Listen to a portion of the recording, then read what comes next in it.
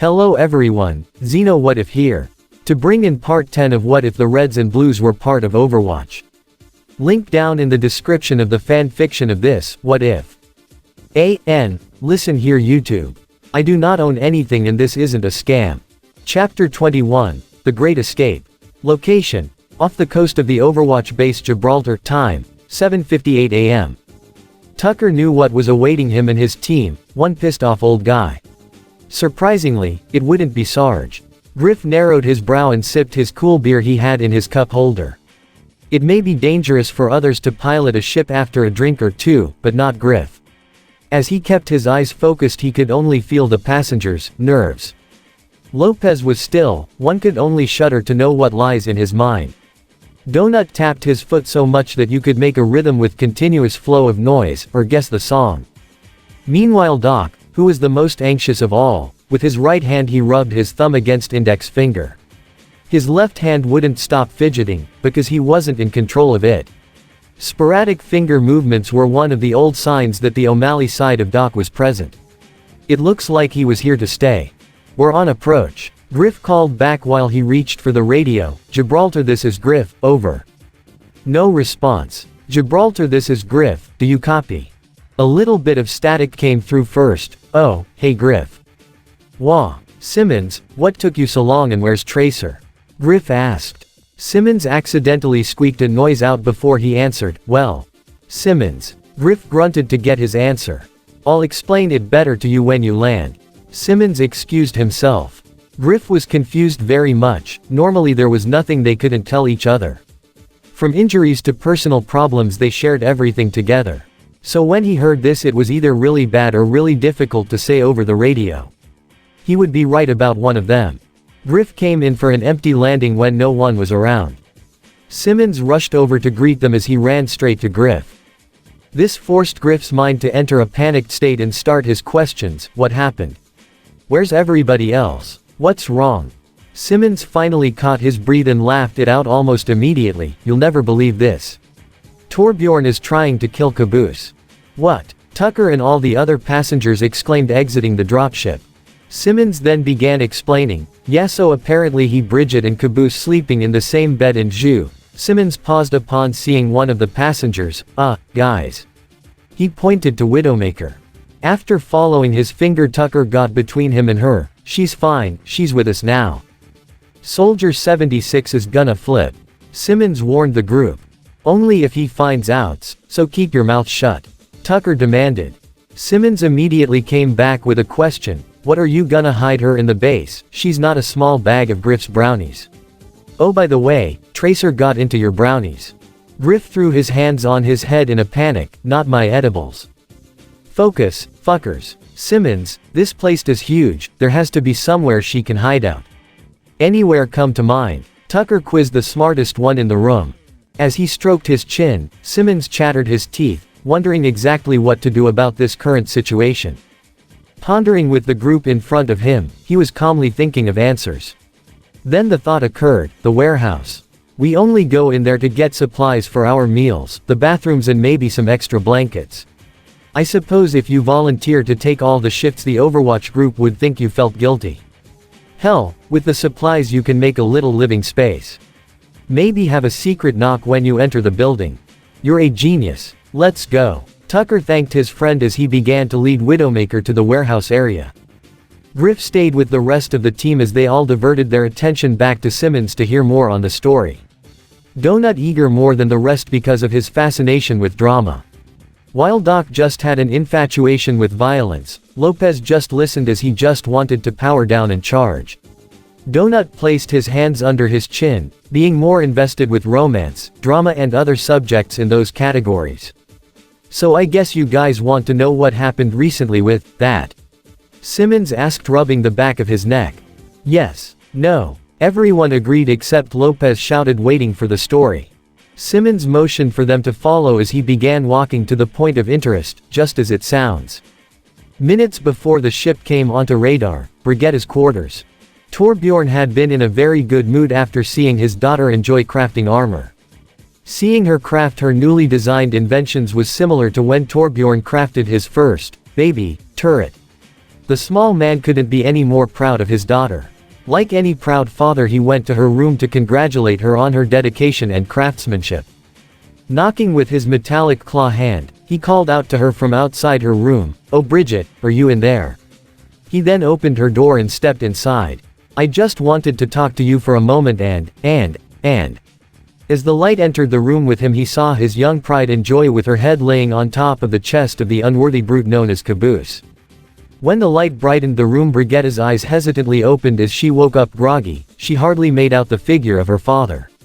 She couldn't fully see the whole room, so she greeted him normally. "Hey Papa." "Bridget, what is that brute doing to you?" "Huh, what do you mean?" Bridget asked as she realized she fell asleep on top of Caboose after several more hours of work she put into his armor. Being as smart as she is, she knew exactly what her situation looked like. "Wait Papa, this isn't what it looks like. We were working on his new type of armor and I lost track of time and became exhausted." Unfortunately, Caboose chose the worst of times to wake up. When Caboose sleeps on his side, he moves slowly to get up. When he is on his back, he shoots up like a spring-loaded trap. Like a catapult, he shot face up, into a certain paladin's chest and into a dangerous fate. Present. After hearing the story laid out to them, they all lost track of what made some of them so nervous to come back. They just walked to the scene of where Torbjorn was attempting to murder Caboose as the big guy hid in a supply closet with Bridget. The manly dwarf banged his hammer on the door while everyone gathered around, either waiting for the door to give or for Caboose to lose his cool and ragdoll the man around the room. Bets were being placed on how this would go. Griff and the others joined the crowd looking for what was to come as the short man threatened the much larger man through the door. Trying to blend in to avoid suspicion as best they could, but the four of them were too many to just come in. Soldier 76, who was there because of the situation, walked up to the big and tall member Griff with his finger in his face. "Exactly where have you been?" "Visiting your sister, nice lady." Griff mocked back. "Where have you been?" The old man turned to Lopez. "I are a visitar a tu madre. Off to visit your mother." Lopez retorted as he laughed in his head.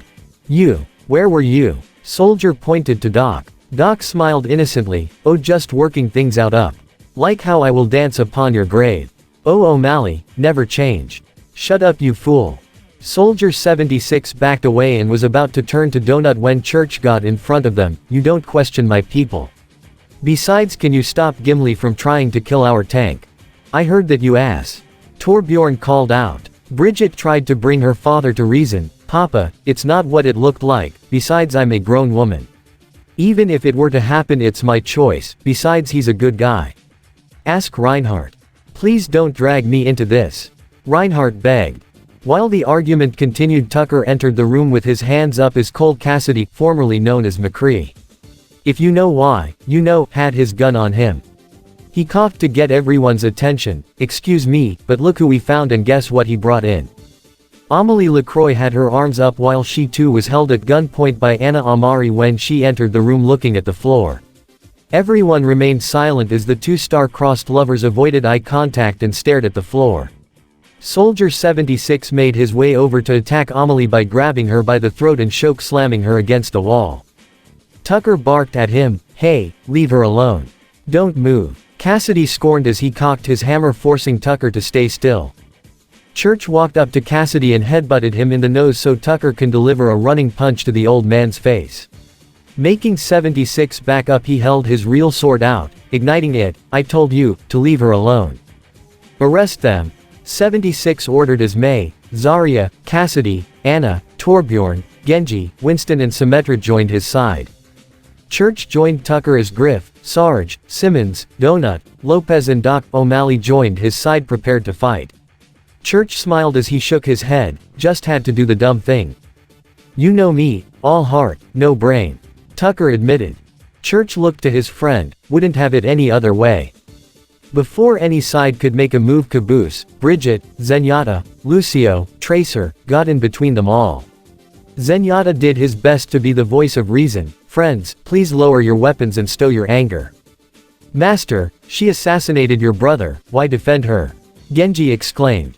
Zenyatta turned to face his pupil. "I must forgive her, Genji, for if I do not I would surely be forgetting the lesson my brother taught us." Forgiveness can be one of the best tools used for both friend and foe. It can even lead to feelings of understanding, empathy and compassion for the one who hurt you. Forgiveness doesn't mean forgetting or excusing the harm done to you or making up with the person who caused the harm. Forgiveness brings a kind of peace that helps us go on with life. Yes, she has wronged us all, but if we truly harbor any hate to her, then we would be keeping ourselves prisoner. As much as I have my own feelings towards Widowbitch, I agree with Zenyatta.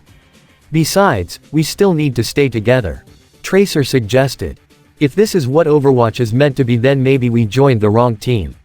Caboose answered honestly, when I was with Church we were always together. Even if one of betrayed us, we'd still forgive them. We're friends, some of us more than just that. Church is my best friend. If he tells me what Tucker did is right, then I trust him. So, do you trust us? Tucker asked, stepping forward to meet Soldier 76. 76 stayed silent as he turned his back on Tucker. A moment passed as an alarm went off. As everyone stared at the blaring red lights and noise, they all gripped their weapons while clenching their fists. Something wasn't right as everyone waited for whatever Athena had to say to shed some light on the matter. Athena came over the speaker to call out to everyone, attention. Multiple ships inbound. Repeat, multiple ships inbound. Athena, can we get identification? Winston asked. Pausing for a moment, Athena came back online. Ships are of troop transport class with several armed forces inside. Flight numbers suggest that they belong to the mercenary organization known as Talon. Wonder how they found us? Soldier 76 sarcastically questioned. Oh fuck you. Ya think she did this on purpose? Tucker barked back. After he asked that, Widowmaker's helmet started beeping like crazy as the inside tracker started glowing. Taking off her helmet, she realized her presence was what led them there. Okay, this one is on me. Forget we got to leave. Church ordered. Wait, we need Athena. Winston retorted. Not to mention time to prep the ships for flight. Tracer added. And the prisoners, we can't just leave them. McCree chimed in. Church rolled his eyes as he held his sniper rifle in his hands. I'll buy some time. Winston, get Athena. Sarge, you and the Reds are on prisoner watch. Everyone else get the ship's sky ready. What about you? Tucker asked. I'm gonna buy some time, okay. Church. Tucker. I'm the only one with a one-hit kill weapon. If aimed for the head, it has to be me. I'll be back, don't worry, and do not follow me. Church ordered as he started jogging away to get into a good sniping. Once he was out of earshot range, Caboose leaned to Tucker. We're about to completely disobey him, aren't we? Oh, mercilessly. Tucker went to his room to grab his sword before Tracer stopped him. Oi, didn't ya hear him? He'll hold him off, and I need as much help as I can to get 3 transport ships up and running for takeoff. Then we'll add more time. Caboose patted her shoulder as he started walking away. Bridget grabbed his shoulder. Time to test out the armor, better now than never. I thought it wasn't ready. Caboose recalled. Well, it's not entirely ready. The jumpstart system still overlaps with the life support systems, but other than that it should still work. Just don't press the big red button on your arm. Only press the green and blue buttons, as well as the triggers. Bridget advised. Widowmaker watched as Tucker and the other blue one left to go after their friend as Sarge stepped forward. Clearing his throat, he made a declaration to everyone in the room. Alright, first thing is first, Widowmaker is under my watch. She is my prisoner until stated otherwise by Tucker. Y'all got that? Let's move, Sarge, time is of the essence. Simmons notified. With Church. On the top bridge overlooking the first part of the Gibraltar part of the map. Church hid where he wouldn't be spotted too easily as he hid behind the wall waiting for a shot. He saw several men load off as he could count about 20 or so troopers, a few enforcers and the main targets. Wyoming was on the radar building overlooking the sea as he would be, being a sniper and all. Felix was on the floor ordering and mocking troops just like Church had remembered him from before. Meta was there as well, standing right in front of Doomfist, with Moira, Reaper and Sigma by his side. Church checked his rifle one last time as he chose his target, carefully loading the magazine with the heavy rounds into its place. Scoping in, he saw his best option to be Meta. If you took out their muscle, then that would let them breathe easier. He took aim and then heard his gun jam. No, not jammed. It was unloaded. How? Hola. The voice of Sombra echoed in his ear as she appeared in front of him. Church groaned as he put his hands up. I know it's rich coming from me, but your powers are bullshit. I know. Sombra paused with her finger on the trigger. So, you gonna try to fight back? Yep. Church admitted as he spun around to fire his rifle from the hip. Sombra dodged all the shots as he faded out of sight with her invisible powers. When Church emptied all 4 rounds, he started to reload, just as heard a heavy thud behind him. The metal had launched himself up in the air and landed on the ramp of the top floor. Church finished loading as he turned around to meet his nightmare. Well, if it isn't the invincible fuck. From what Akan could hear, Church shot at the meta at least 3 times before he started to hear a heavy bumping and thudding. A few more crashes later and Church was seen being tossed out the top floor and onto pavement right at Doomfist's feet. The gentleman Akan was. He offered a hand. Allow me to assist you. Thanks. Church groaned as he felt his body ache because of prior beating. Doomfist brought him to his feet and looked him in the eye. Much better. I trust you know why we are here. Does it involve something French, purple and an excellent shot, because I can't say we have that. Might wanna check with the base next door. Church joked as he got his footing. Akan laughed at his humor as everyone else remained silent. Ha ha ha ha ha, you are funny. I like you. So I'm gonna to make an offer. Bring us Amelie, and we'll leave and be out of your hair. Assuming you are telling the truth on the last part, what makes you think she would want to go with you? It is her home, and her place at Talon. I see, but it's up to her. Besides, I think Tucker might have convinced her to stay. He's persuasive like that. This is where the jokes stop. I hate to repeat myself. Then I'd to have to tell you again. Well, if that is what's to happen then, so be it. Alright then. Church removed his sunglasses as he took 2 steps back. Let's do this. He focused his hardest as he attempted to transform into his killer form. His veins and muscles bulged for a moment, making him slightly bigger, before shrinking back down to their original form. Trying again, he concentrated one more time to bring out his beast mode. Just one moment. I'm in no rush, please. Doomfist forgave him. Church tried again as his face turned red and purple. Thanks, this doesn't usually happen. I think I'm having a thing here. Maybe he needs some incentive. The annoying words of Felix exited his mouth as he tossed Church something he didn't want to see in his life. In front of him lay the broken helmet of Tex, along with a pair of dog tags that must have been on her persons. That's when Church started to realize something. Where is she? What happened to her? We found out she was meeting with you. We gave her and Widow the order to kill you, but the bounty was quite high, as you guessed. When she failed, we knew what was happening. Talon spares no mercy on deserters. Doomfist announced. Church tried one more time before just grabbing his rifle. Fuck it. Fuck you, motherfuck.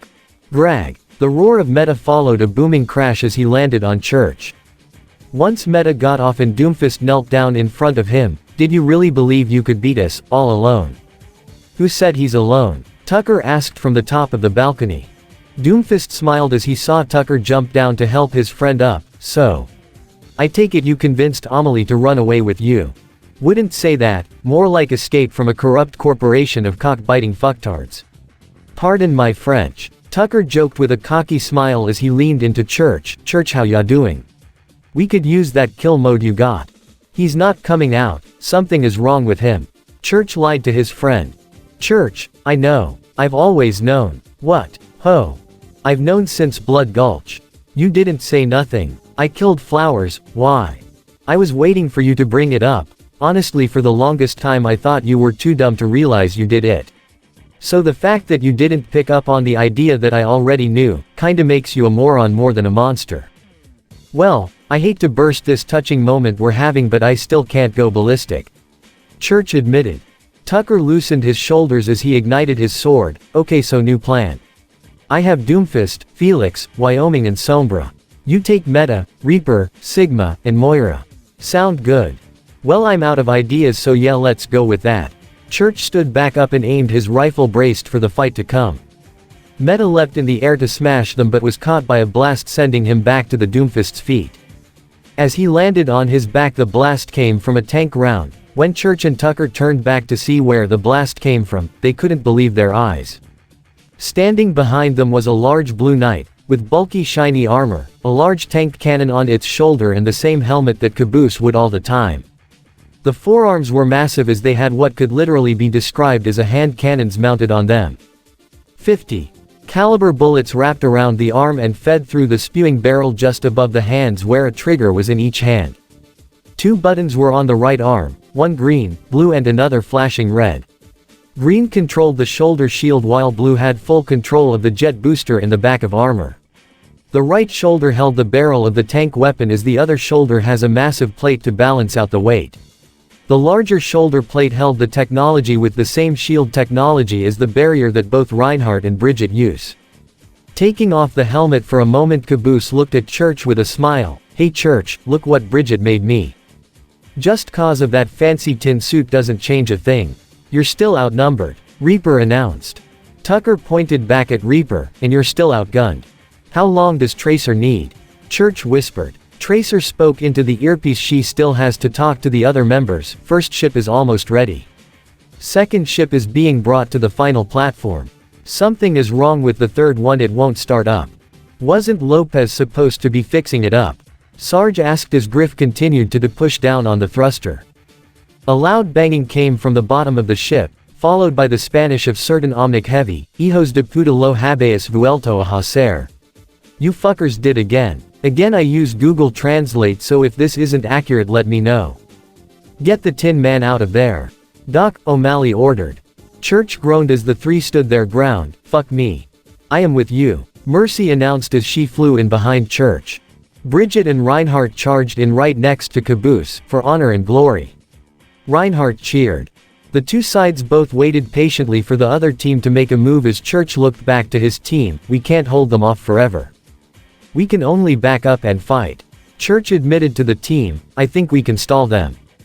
"How?" Mercy asked. "Follow my lead," Church whispered back, then turned to the people in front of him to start stalling. "Okay, before we do this I have a few things I wanna know and lay out. First, how the fuck are some of you still alive? Oh, wouldn't you like to know?" Felix mocked. Tucker and Church looked at each other as a joke. "Yeah, we would, that's why we asked." "Well, fine, just because I know it's what's probably keeping you up at night." Felix stepped forward and began to remove his helmet. That's when they saw it, the reason he was still living, the reason he was still breathing today, because he wasn't. His helmet was removed and apparently so was his head, as the two were one and the same. This wasn't a copycat or some ghost but a robotic version of Felix. Everyone was shocked and froze in place at the thought, except Tucker, who took a deep breath. "Woo, and here I thought I actually had something to fear." Which would mean that both Wyoming and the meta are both. Well, the meta, obviously. After all, you still have the original armor as a fucking decoration. Don't you? The Felix bot accused Tucker. Tucker nodded as he turned his attention to Wyoming. "And you the real British bastard we hate."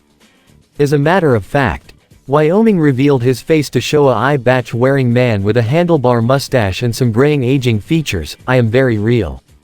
Which means the meta isn't even the real deal. Hell, the meta was the shell of Agent Main. "You're a copy of a shell." Church taunted the machine. The machine meta roared as he let them know who he was. Felix's robot still had his cocky attitude. "Oh, we may be fake, but that definitely doesn't change the fact that we're still based off the originals. So you know, still leagues above you. Plus we have their memories, so you know, kinda gives us a reason to want to kill you." "Yeah, right, you aren't anywhere on the same level as the original. Bet you can't back that up at all." Tucker taunted as the Gru took some steps back.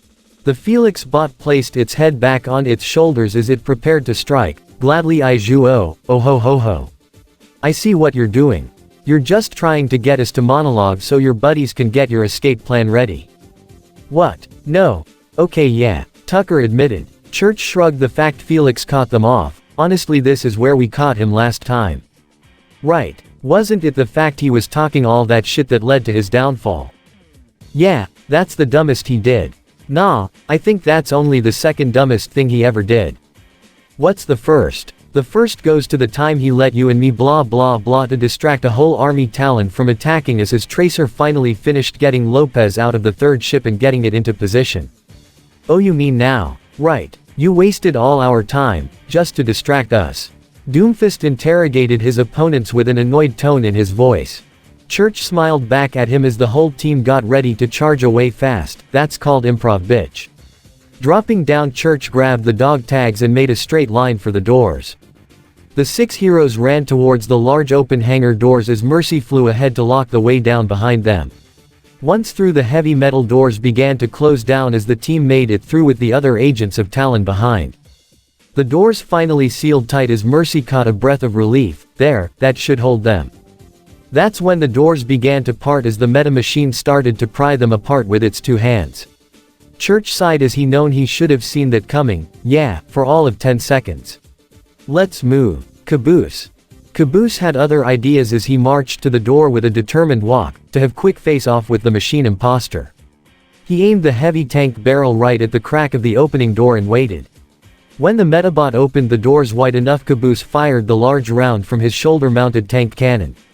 The machine stumbled back as its armor was shattered in its upper body, exposing wires, circuits and even some random machinery. The door shut itself again as Caboose turned back with a smile. That should hold them. What? You are seriously twisted. Church responded to his killer nature. Caboose smiled as he began to walk away. Thank you. The meta machine survived the attack and began to self-repair itself as its parts started to fix themselves back into place. Just as Doomfist came to help out, charging his mighty fist, he bashed the door, denting it to break through. The dent was seen on the other side, making the others worry for their safety. Tucker spoke into the communicator. Lena, please tell me the ship is ready. First ship is out of here with Doc, Donut, Lopez and a few members from Overwatch. Lena pressed a few buttons to speed up the process. Sarge, Griff, Simmons and a few more members are waiting on you so they can trade Widowmaker. Got it. Tucker noted, sealing the final door to buy them some more time. Finally, at the last point, Sarge ran to them with Widowmaker in cuffs as he handed her to Tucker. Take care, Blue. Where are we going? Home. Take them home. Church suggested. Sarge grew wide-eyed as he knew the place he was referring to. Blue. I have to tell you, the place you're talking about, well, we're gonna take them to where Kimball sent us to get away from it all. Don't worry, Tucker will know the place. Sarge nodded to them as he ran to his ship to take off, the doors closing behind as he took his seat. The plane hovered for a moment before taking off at incredible speed to evade the invading Talon forces. Getting it into position, Tracer dropped the back doors as everyone started to pile in. Mercy, Bridget, Reinhardt, Caboose, Church, Widowmaker and Tucker. Just as they were in the hover mode, they heard a thunderous boom as the final door was blasted down and out came Meta, Doomfist and Felix. Tracer began closing the doors as she put the ship into overdrive and launched everyone out of harm's way. Just before any of the Talon operatives could touch them, Church put his hands in his face trying to think of what to do now, seeing as he was almost the cause for them getting captured. Tucker saw this and put a hand on his shoulder. Hey, you alright, man? I think something's wrong. Why didn't it work? Church repeated as he looked at the floor. Mercy leaned closer. Could it be that you didn't want to bring it out? I don't see how that's possible. I used it before with the same mentality as every other single time.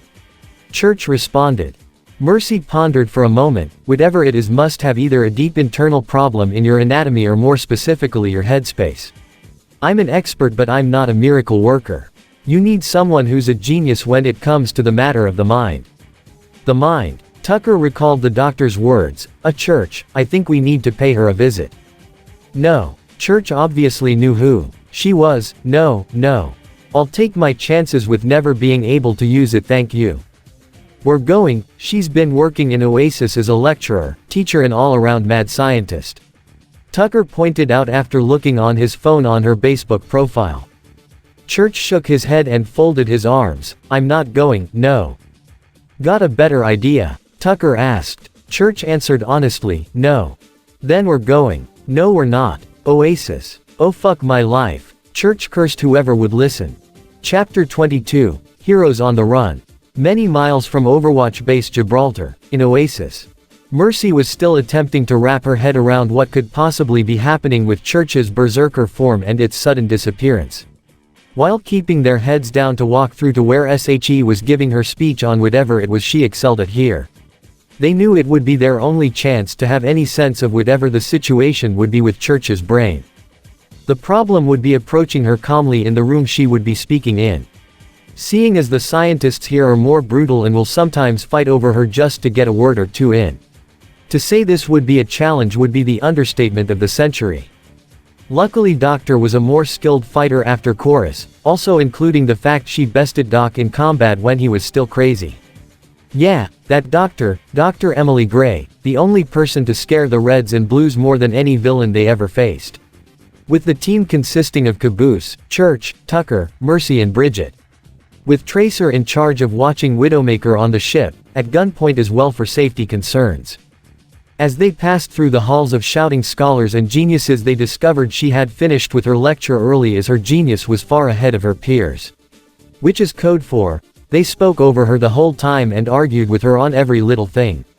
Which meant time was closing fast as she would no doubt pack up all of her things and leave back to Chorus. After ducking guards and asking around they discovered that she was still in the midst of gathering her belongings. That's when they found her lab, her temporary lab. While the place was filled with items and things you would normally find in a science facility, she had brought along other items as well. An unusual star she had seen from an expedition that she could not relate it to any known animal in the animal kingdom. A backpack that tripled her proficiency by the use of another 2 pairs of robotic limbs. And of course her multi-purpose observation table, which was used to both heal and get information from enemies.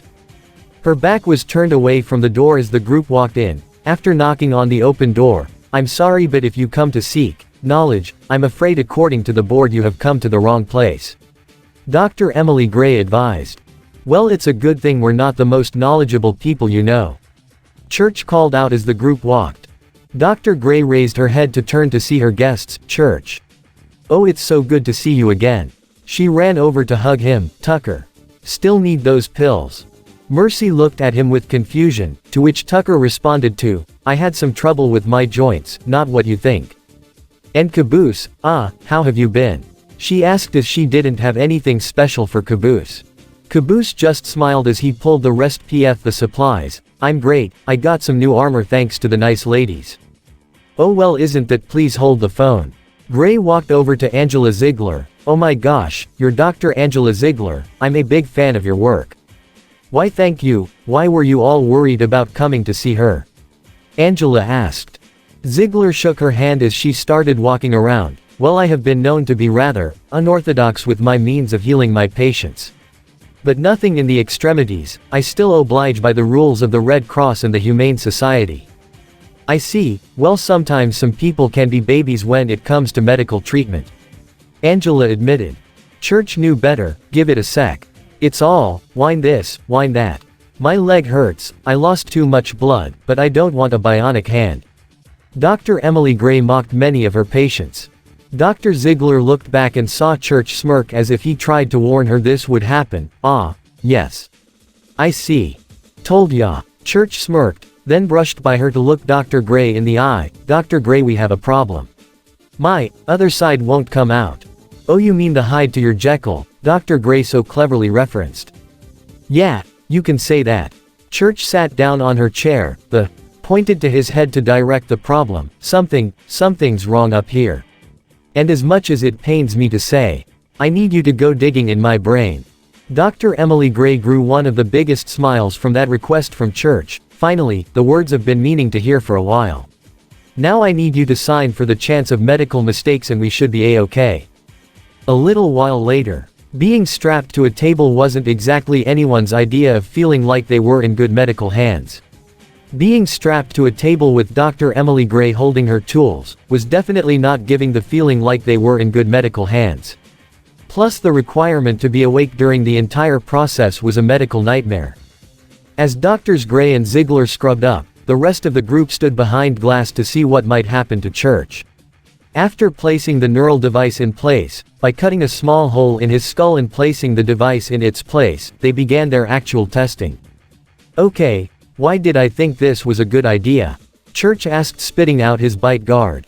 Dr. Ziegler placed it back in as they strapped the rest of the bindings onto his body. "Church, you're in the best medical hands known to man. I'm bound by the oath to do no harm."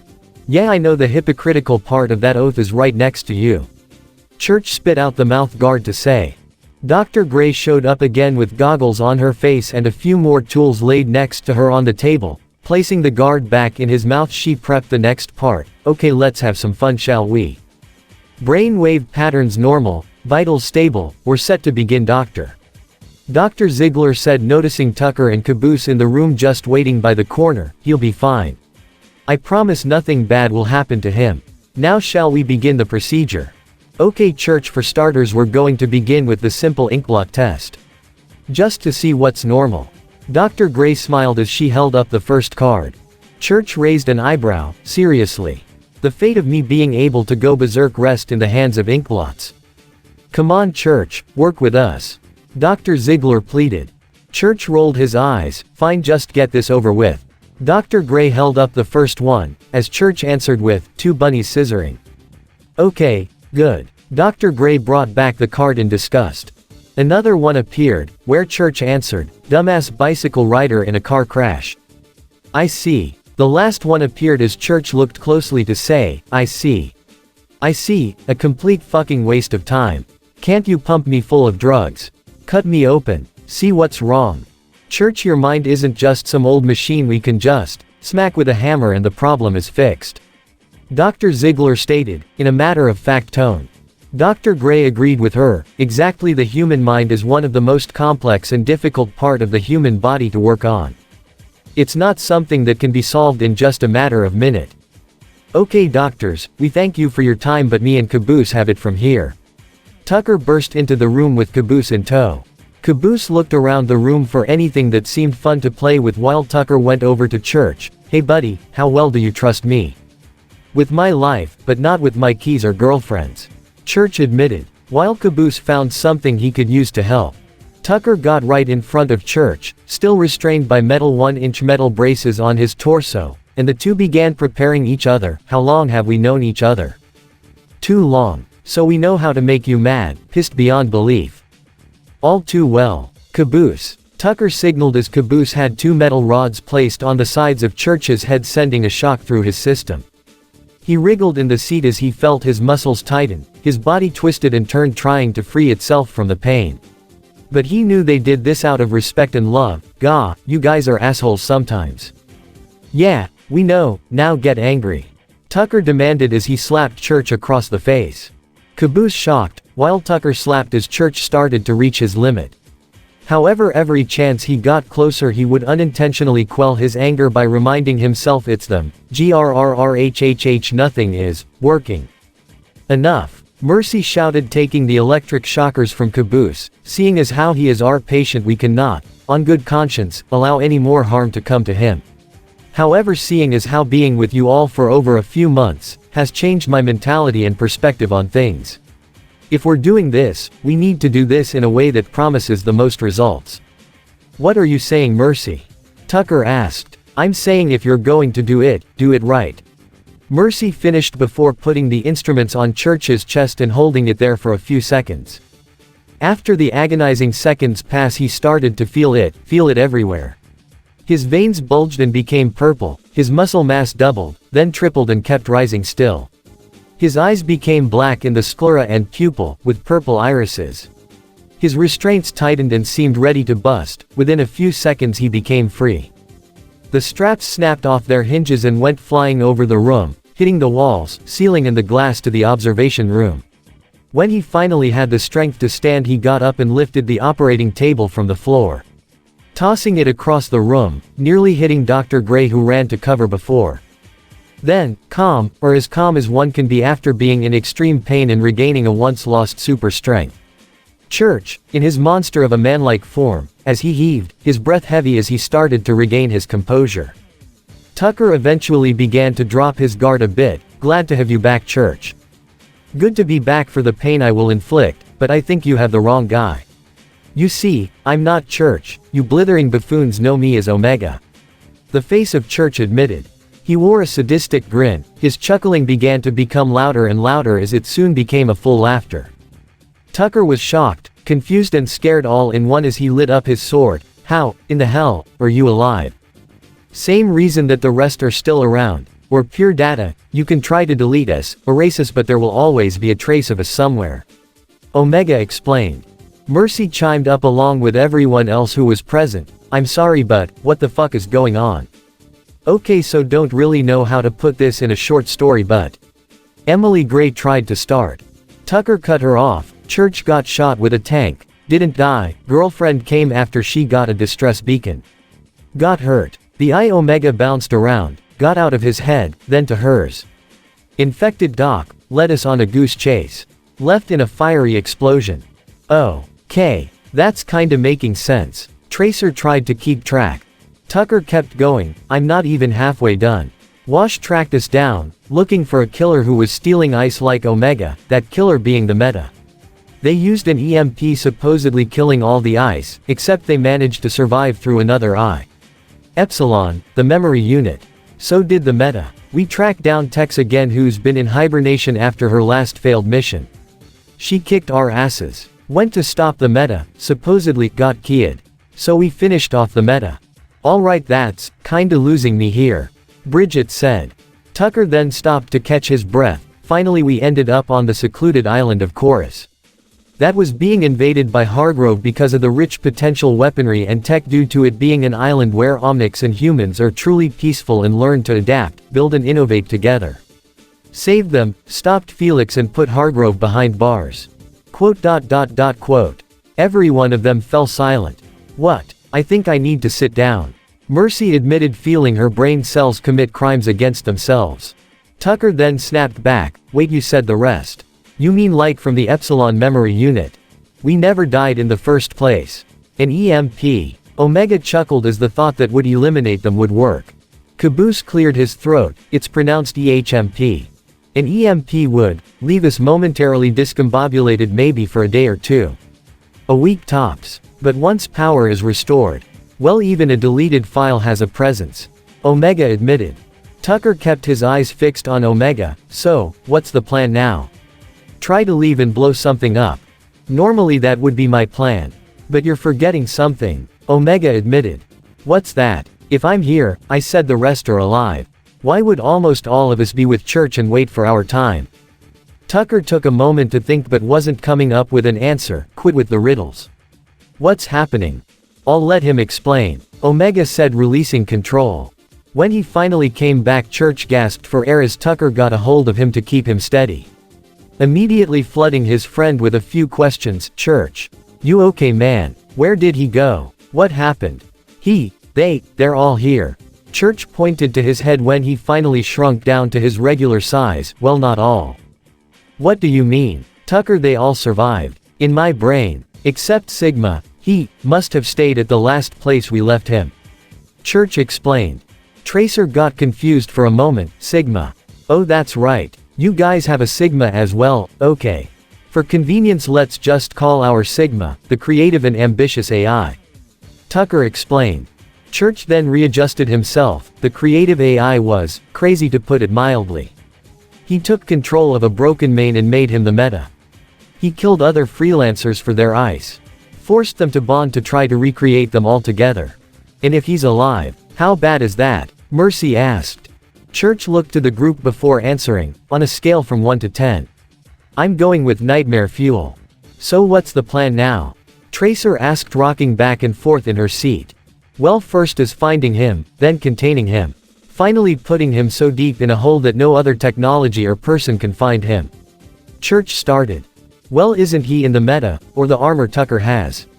Tracer wondered. Tucker's is a replica, a different version. The Meta we have is some type of robotic knockoff.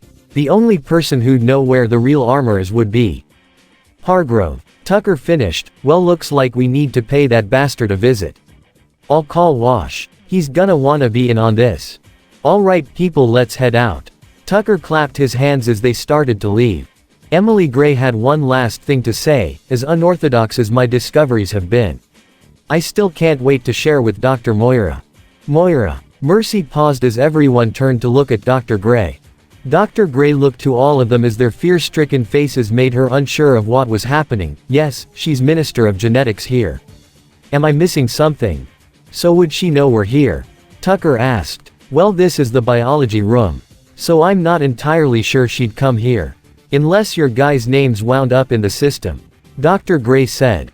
A few moments earlier, while Tracer was parking the ship and Church was helping Caboose set up a box with all their gear in it, Tucker was putting in their names. Except he was wondering something related to the issue. Hey, whose name should we put under?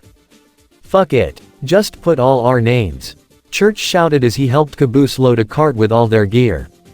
Present. Church and Tucker remained silent with guilt with their dumbass mistake, before eventually booking it outside. The quickest way out of there would be through the highway area. It was the only place big enough that they would be able to fit a transport ship. So the group ran, as Tracer blinked up ahead to get the ship ready.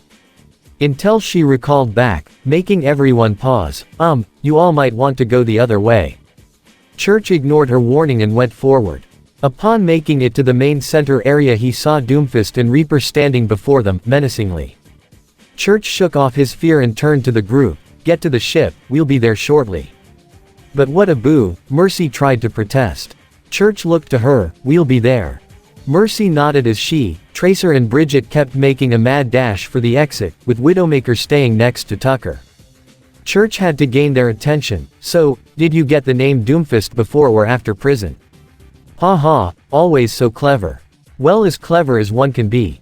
Doomfist replied. Before looking to Widowmaker, "A la Croix, I was wondering when we'd find you again. Come, let's fix you up, shall we?" As Widowmaker backed up, she was pricked with a syringe and collapsed back into Moira's arms. Tucker tried to catch her, but she was pulled away quickly as she and Moira disappeared in a mist. Fury bubbling up, he ignited his sword and had his eyes on Reaper. "I got my chemical romance.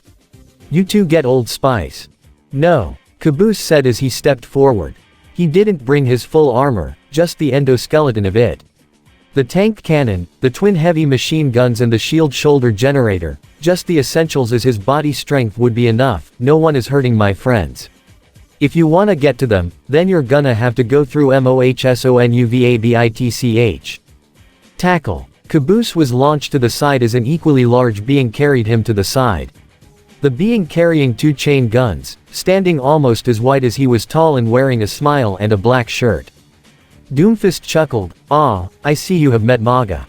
Caboose looked up to see Maga smiling down at him before getting to his own feet. "Church, I'm gonna be a little busy." Church nodded as Tucker walked over to the other side closer to the highway to fight Reaper.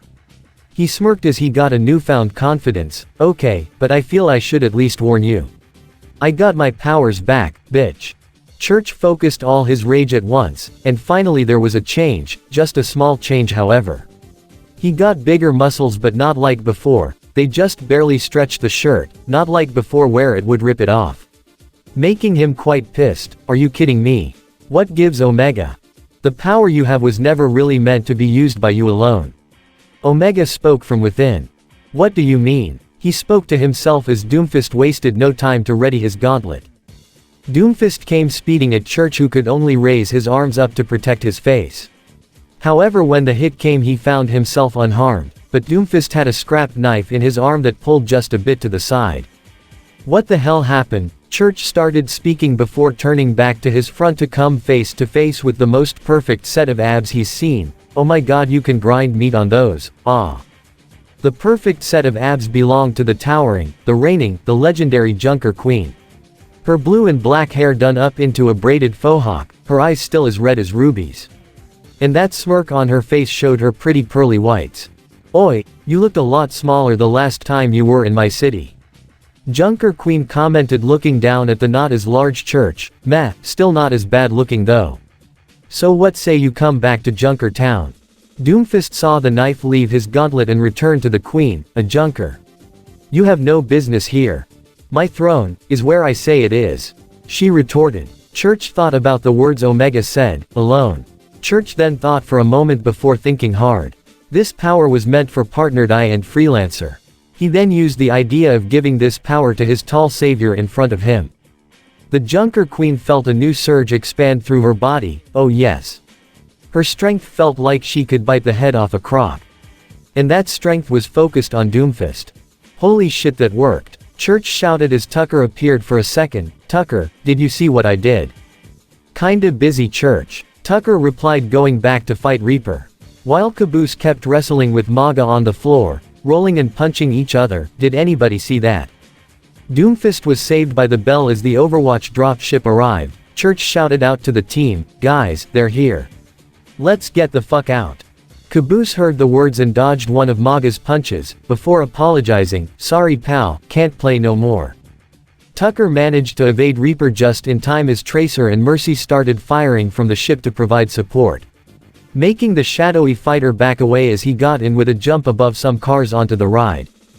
Caboose leapt up thanks to his strength, despite the exoskeleton of the suit Bridget made him wearing him down. Finally Church and Junker Queen made it, with Junker Queen picking up the smaller man and tossing him on board before she jumped onto the ship as well. With everyone on board, Tracer went back to the pilot ship and floored it, taking off out of the airspace. "Phew, now that was a close call," Tracer admitted. Tucker slammed his fist against the wall for losing Widowmaker, "Damn it. That witch." "I'm sorry Tucker." Church blamed himself. "It's okay, besides you got your powers back." "Sort of." "What do you mean, sort of?" "It's hard to explain." "Church, why are there artificial intelligence units in your cranium?" Mercy asked nicely, even though they could see her face was hiding anger. Church sighed before finally coming clean, "Because I'm one of them." This is the end of part 10 of this What If. I hope you guys like it. Don't forget to leave a comment down below and subscribe.